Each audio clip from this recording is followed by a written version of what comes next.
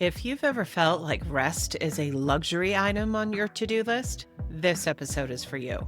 Because what if avoiding burnout isn't about just doing less, but about resting on more than one level?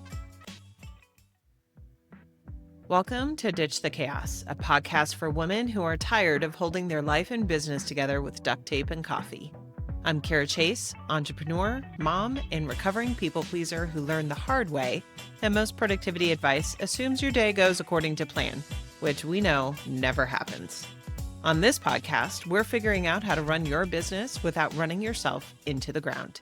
Let's get to it. As a work-from-home entrepreneur juggling a thriving business and a busy household, finding time to rest can feel like a luxury you simply can't afford. Switching laundry happens right before the client call. Emails are written in the school pickup line. Focus blocks of work might not happen until the house is quiet for the evening. And while taking time to rest in the midst of life context switching seems impossible, it's essential. And not just the kind that involves sleep, but a more comprehensive, multifaceted approach that rejuvenates your entire being. We're going to talk about 7 different types of rest that are crucial for busy entrepreneurs like you, the ones who are building their dream businesses while building their dream life and managing it all through the never-ending chaos. Understanding how to rest by doing more than just going to sleep can help you avoid burnout, stay productive, and actually maintain a sense of balance and harmony. Let's talk about them. The first up is physical rest. And this one goes beyond just getting a good night's sleep. It's about activities that help your body recover and restore energy. So things like taking a short stretching break between work to-dos to release tension, especially in your neck, shoulders, and back if you sit at a desk. That can really help. Or a quick 15 to 20-minute power nap can be a total game changer. It is for me, especially on days when you're running on fumes. The key for this that I've learned is actually getting up when the timer goes off, or you risk slipping into that second sleep cycle and waking up feeling worse. You can also spend 10 to 15 minutes in the morning or evening doing gentle yoga to unwind and stay flexible. I love a 5-minute full body stretch. You don't even have to do 15. It's perfect for anyone who sits at a desk or a screen all day. And I have a go-to power nap track that helps me reboot during that afternoon energy dip. I have links to my favorite power nap track and 5-minute stretch in the show notes. Next up is mental rest. This one is all about giving your brain a break from the constant demands of work and life. Try taking 5-minute mindful breathing breaks to clear your head, especially after intense work sessions. Instead of juggling everything at once, block time for single tasking, letting your mind concentrate on one thing at a time.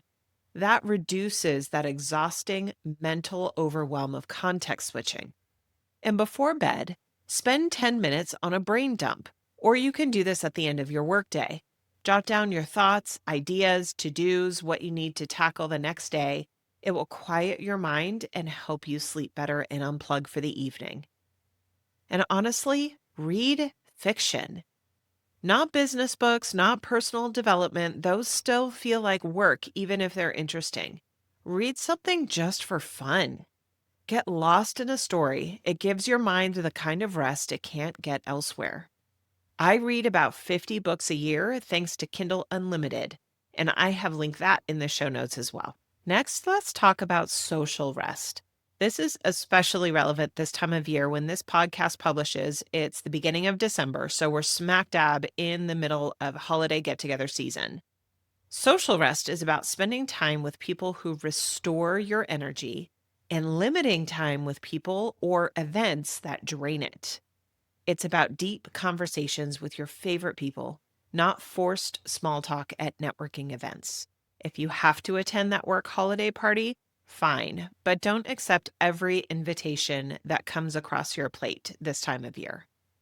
Prioritize time with friends and family who genuinely uplift you. Another aspect of social rest is giving yourself 15 to 30 minutes of quiet time daily.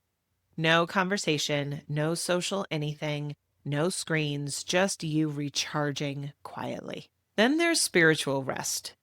This type of rest helps you reconnect with something bigger than yourself. It's where grounded spaciousness, peace, and purpose live. Start your day with a short meditation to center yourself. Write down 3 things you're grateful for every day.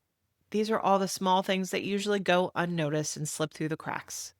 Try nature walks. Step outside your 4 walls and remember the world is still spinning just fine without you being at your desk. Or spend a few moments in prayer if that's your practice. These rituals are grounding and they don't take a lot of time. I've linked my favorite journal for gratitude practice, the 5-minute journal, in the show notes. Next up, we have emotional rest. This means allowing yourself to express what you actually feel without editing or apologizing. And I don't mean burning it all down in a relationship. Sometimes really what you need to do is journal to help you process emotions and notice patterns. Therapy or counseling can give you a safe space to unpack what's really going on under the surface. And sometimes emotional rest is as simple as having an honest conversation with someone you trust. No performing, no people pleasing, just being real. Then comes sensory rest. This one is huge if you live on screens like most of us do or you're addicted to your phone. It's about reducing overstimulation from noise, notifications, and visual clutter. Try scheduling screen-free time throughout the day, especially in the evenings. Take intentional breaks from social media so your brain can recalibrate from the constant scroll. Create quiet breaks. Literally step outside or sit somewhere calm for a few minutes. And simplify your workspace. Clear the physical clutter so your senses aren't constantly processing chaos. And finally, creative rest. This kind of rest reawakens your sense of wonder and inspiration. You get lost in it. Do something creative just for fun, like paint, doodling, writing, playing music, whatever lights you up. Take inspiration walks in beautiful places like a park, a museum, even your neighborhood, as long as you're being present and paying attention. When you start integrating these 7 types of rest into your days, you'll realize it's not just about avoiding burnout or getting sleep. It's about refilling your creative and emotional reserves so you can show up better for everything else. Here's your reset and reclaim action step for the week. Pick one type of rest from this list that you've been neglecting or have just never thought of. Schedule it in for 10 minutes a day this week. Set an alarm on your phone if you have to. The goal isn't perfection, it's simply awareness and consistency. Rest isn't something you earn after working hard enough. It's something you need to sustain the life and business you're building. The more you practice these small forms of rest, the more energy, focus, and creativity you'll have left for what actually matters. Thanks for tuning in. If this episode helped you, subscribe so you never miss an update and share it with another woman who needs to hear it. Do you want to go deeper? Learn more about the Chaos Detox course at carachace.com. Until next time, I'm Cara Chace, reminding you to keep questioning the rules and making your own.